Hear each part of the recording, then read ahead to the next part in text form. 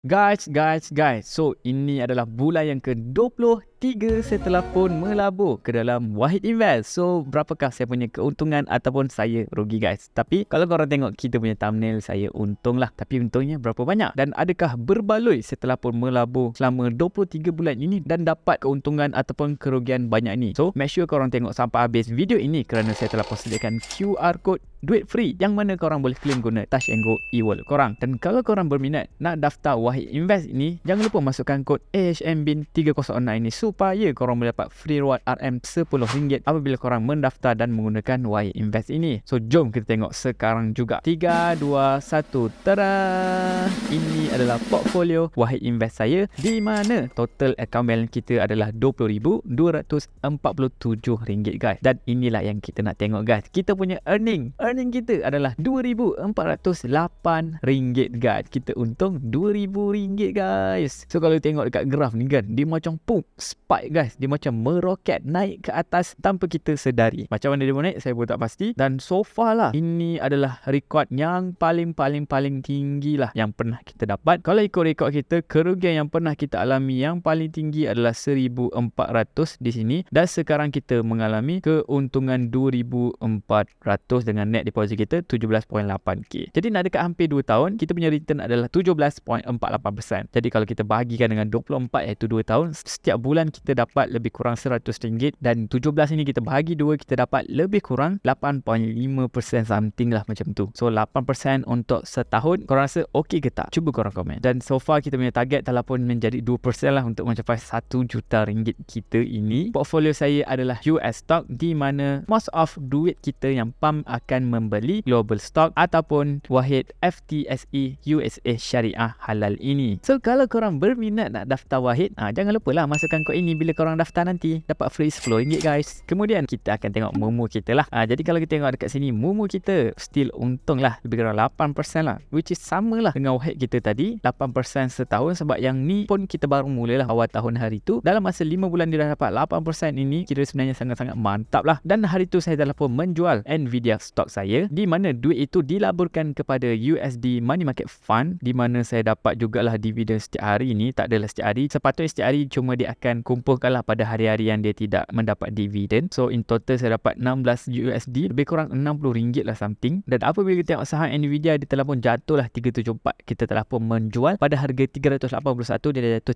374. So korang rasa patut tak saya membeli stok Nvidia ini? Cuba korang komen guys. Sebab sekarang ni kita hanya dapat dividen 4.6% saja bila kita membeli USD Money Market Fund ini. 4.6%. So okey lah, sambil kita tunggu Nvidia jatuh, which is sekarang dah jatuh dah pun. Tapi kalau saya tak beli, kita akan part dalam ni. So okey lah kan. 4.63 ni basically sama guys dengan kita punya ASB kita guys. Gila betul lah dunia kat luar sana kan. Kalau kita duduk kat Malaysia je, kita tak tahu semua benda ni guys. Cuma buat sekarang ini Momo belum lagi terdapat dalam Malaysia. So kalau korang nak daftar, korang kena tunggu. Saya akan bagi announcement bila Momo akan masuk dalam Malaysia. Sekarang mereka dah dapat license daripada SC Malaysia, cuma mereka nak set up payment, nak comply dengan SC Malaysia punya regulation semua. Itu akan ambil masa. So jangan risau. Korang follow channel Telegram saya, korang subscribe YouTube saya akan bagi tahu korang. 1 saat saja dia masuk Malaysia, saya akan bagi tahu korang. Okay. So apabila korang membeli halal di Wahid Invest, especially korang memilih portfolio macam saya iaitu US stock ataupun global stock, basically dia akan consist of Apple yang paling besar, Microsoft, Google, Tesla dan juga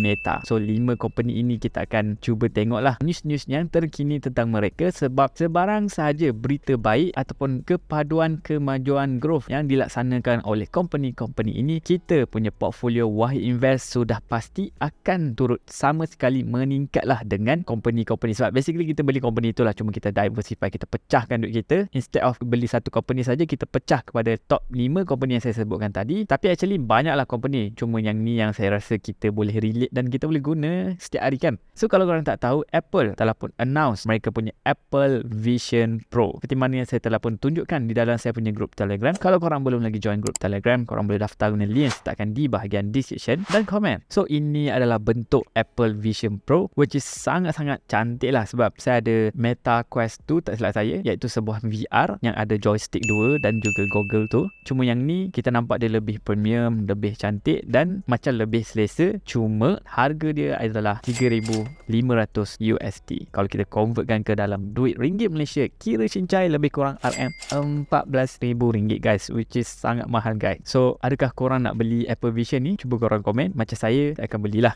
tapi saya kena start kumpul duit daripada sekarang sebab dia akan keluarkan tahun depan. So kalau kita cuba simpan seribu, mungkin dalam masa setahun ataupun 2 tahun saya akan dapat belilah. Sebab saya nak review pada korang adakah berbaloi ataupun tidak. And kalau boleh belilah kan, ni saya berangan je lah, boleh tentu nak beli. Pada waktu awalnya Vision Pro ini di-announcekan, harga saham Apple meroket lah, tetapi sekarang dia telah pun menurun lah. Maybe market pada awalnya sangat optimis, kemudian mereka just realise lah how absurd dia Apple ideas ni kan. So Vision Pro ni kan, kalau kita tengok video-video yang review, basically dia adalah AR dan juga VR dalam satu masa, which is sangat padu lah, di mana kebanyakan device-device yang macam ni kita mostly akan nampak dia menekankan pada VR, iaitu virtual reality, dan bukannya pada AR, di mana kita boleh interact dengan physical kita. Dia just overlaykan interface tertentulah. Instead of VR, kita berada dalam dunia lain terus. AR dia akan complement kita punya physical yang berada dalam surrounding kita. Itu yang menyebabkan dia mahal patutnya lah. So Vision Pro itu adalah special computer yang campur digital content dengan ruang fizikal pengguna, guna pelbagai teknologi seperti LiDAR detector, True Depth dari iPhone untuk membuat 3D map surrounding pengguna. Mostly kita akan gunakan mata, hand dan juga voice tracking. Apple mempromosikan Vision Pro ini sebagai device untuk hiburan. Kita boleh transform bilik kita ini yang kosong tu menjadi teater peribadi. Yang korang tahu, kalau nak set up private theater sangat-sangat mahal sebab kita kena buat soundproofing, kena ada projector yang berkualiti. Tetapi dengan ada yang benda ini, dia terus melekat dengan mata kita. Kita dah dapat satisfy lah ke semua masalah yang alami dan dapat provide multiple virtual display untuk kerja. Bermaksud kita banyak monitor. Macam sekarang saya ada 2 monitor pun saya rasa macam tak cukup ya. And then dengan adanya Vision Pro ini, kita boleh set up lah sebanyak-banyak monitor yang korang nak. Macam kita tengok trader kan, banyak monitor kan. Yang ni lepas ni korang boleh pakai Google, korang ada ratusan monitor yang korang boleh buat. Saya tak pastilah, tapi basically banyak lah monitor yang korang boleh buat kan. Jadi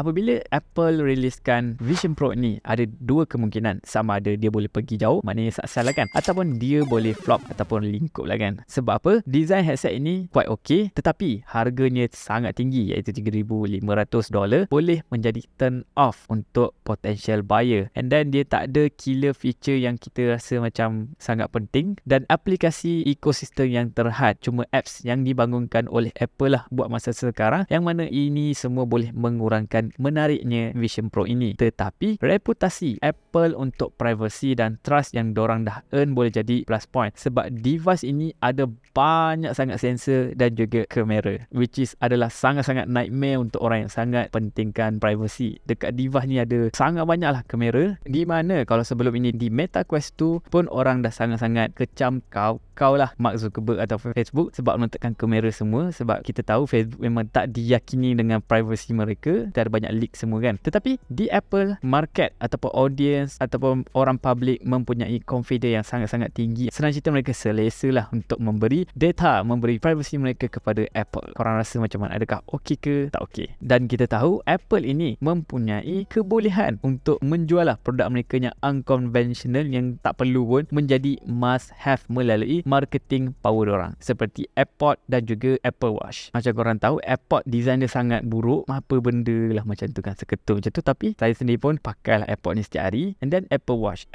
dia okey lah, memang okey, tapi tak perlu pun, dan harganya sangat mahal, 1,000 lebih untuk jam mengarut ni. Tengok, saya pun beli juga. Itu adalah betapa powernya marketing Apple ni guys. Jadi implikasi untuk VR industry dan juga Meta, kalau Apple berjaya dengan Vision Pro ini, basically diorang akan tolong Meta lah yang selama ini struggle untuk lah membuka VR industry. Mereka telah pun bakar berbilion-bilion US dollar untuk bangunkan VR industry ini, metaverse mereka, tetapi lingkup gila. And then mereka fokus AI sahaja. Mereka langsung dah tak nak sebut tentang metaverse pada announcement mereka yang sebelum ini. And andai kata Apple berjaya, sudah pasti Meta akan terima kesannya. Senario terbaik untuk Meta ialah jadi macam Android lah kepada iOS Apple dalam pasaran VR, tapi ada risk Meta jadi macam BlackBerry dalam market ini, hilang market share besar kepada Apple. Macam apa yang jadi masa iPhone diperkenalkan. So korang rasa Vision Pro ini akan jadi hit ataupun flop? Cuba korang komen kenapa korang rasa macam tu. Seterusnya kita nak baca news tentang Microsoft, di mana ini adalah second company yang paling besar lah duit kita akan dilaburkan. So kita dapat berita di mana Microsoft nak share lah AI model mereka dengan kerajaan US, dan bukan kerajaan sajalah, basically mereka akan bagi akses ChatGPT mereka kepada Defense Department kerajaan US melalui Azure OpenAI Service. Jadi servis ini bertujuan untuk membantu Azure Government Clients lajukan proses create content, summarize, report and log, enhance search dan simplify code. Platform Microsoft Azure Government ini direka khas untuk penuhi stringent security dan compliance standard yang diperlukan untuk handle data kerajaan yang sensitif. Department macam Department of Defense, Department of Energy dan NASA adalah antara customers Azure Government, walaupun tak ada yang spesifik user yang disebut lah di dalam blog post itu. Defense Technical Information Center, satu repository research dan engineering DoD, Defense of Department, dah confirm plan dia nak guna tools baru ini. Department kerajaan akan dapat akses ke AI tool macam ChatGPT-4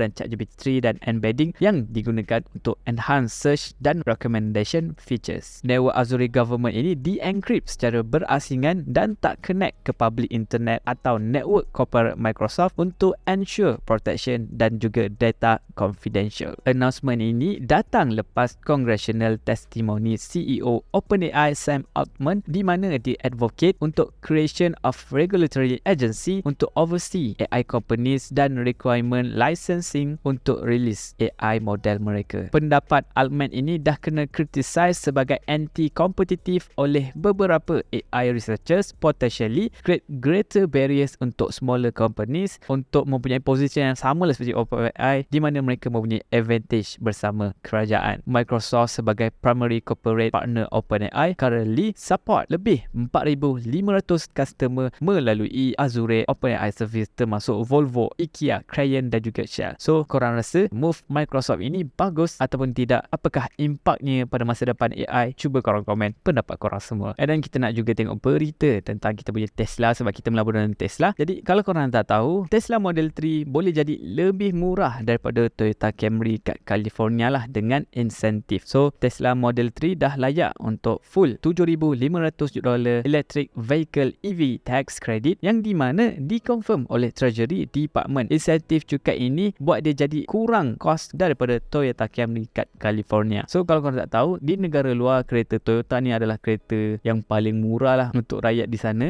So dengan wujudnya EV tax credit ini, Tesla menjadi sangat appealing kepada mass audience untuk purchase lah Tesla instead of Toyota Camry ini, di mana harga di sana adalah RM26,000 sahaja guys. Kalau kita kat Malaysia RM26,000 Azia pun tak dapat guys, tapi dekat sana boleh dapat Toyota Camry. Betapa kecilnya duit ringgit Malaysia kita guys. Sekarang naik sampai RM4.6 untuk $1, tapi saya tak kisahlah sebab apa, kita dah banyak melabur dalam USD kan. So tak tahu nak marah ke nak sedih, saya okey saja. And then sekarang ini, kalau korang tak tahu, Megapack akan menjadi sangat-sangat penting lah kepada satu dunia guys. Sebab apa? Semua negara memerlukan electricity, dan electricity boleh terputus apabila berlakunya gangguan ke apa ke kan. Dan dunia sekarang sangat mementingkan electricity. Basically kalau korang tak ada elektrik, korang boleh gila lah kan. Jadi dengan adanya Tesla Megapack ini, di mana ia adalah sangat-sangat cost effective, kira murah lah kan, untuk negara-negara membelinya sebagai power backup untuk menyelamatkan korang apabila mengalami gangguan electricity. Macam korang tahu, Tesla kan dia dah buat kereta elektrik, dia hasilkan bateri itu. So why not dia menghasilkan terus bateri yang boleh digunakan di dalam kita punya grid untuk backup lah in case of worst case thing happen. Dan baru-baru ini Tesla telah pun dipilih untuk menyediakan power backup di grid elektrik di Belgium, dan projek ini adalah bernilai $500 juta. So korang labur dalam Tesla kan, so company korang dah dapat projek bersahaja $500 juta. So projek terbaru ini boleh menyimpan tenaga sebanyak 200 megawatt, yang mana boleh supply power untuk grid selama 4 jam guys. Dan kalau korang tak tahu, sekarang ini the whole world sangat-sangat push wind turbines dan juga solar panel, sebab harga solar panel sekarang sangat-sangat murah lah compare dengan dulu, which is sampai satu tahap tenaga yang dihasilkan jauh lebih murah compare korang nak guna nuclear, coal fosil lah, fosil punya sumber of energy. Solar lagi murah guys. Cuma the problem is bateri je mahal, solar murah. So dengan adanya mega pack ini, hopefully dapat membantulah untuk kita membuat transition green energy kita daripada fossil energy kepada green energy dengan lebih-lebih cepat. Kita ada masalah dekat macam mana nak simpan energy sebab kita tahu wind tak sentiasa ada, matahari tak sentiasa bersinar sebab ada awan dan waktu malam kan. So dengan ada yang benda ini, dia akan sangat-sangat membantu. Dan korang kena ingat, satu dunia memerlukan electricity, dan kalau boleh nak elektrik stabil kan, takkan nak elektrik yang korang hanya ada waktu siang je kan, waktu malam pun korang nak ada kan. So sekarang ini Tesla mempunyai posisi yang sangat-sangat mantap. Mereka telah pun sangat bersedia untuk capture the market. So korang sebagai pelabur Tesla, korang patutnya sukalah benda-benda macam ni kan. Cuma harganya sangat mahal, tapi kalau korang yakin dengan the future growth of Tesla, korang teruslah kan. So guys, thank you so much for watching. Itulah saya punya perkongsian saya terhadap Wahid Invest, Mumu, dan juga news yang berkaitan dengan company-company yang kita labur lah melalui Wahid Invest seperti Microsoft, Apple, Tesla dan macam-macam lagi. So kalau korang berminat nak daftar Wahid, korang mendaftar guna link, dan jangan lupa masukkan kod ini dapatkan free RM10. Dan kalau korang belum lagi tekan button like dan subscribe, make sure korang tekan supaya video ini dapat enhance YouTube algorithm untuk share lah kita punya knowledge, keuntungan kita semua ini kepada lebih ramai orang di luar sana, supaya kita semua rakyat Malaysia juga dapatlah membuat keuntungan yang sama-sama mantap seperti ini guys. Takkan kita nak kita je untung kan. Kalau boleh saya nak semua orang Malaysia untung dan jadi kaya lah guys. So thank you so much for watching. Kita jumpa lagi pada video akan datang. Ciao.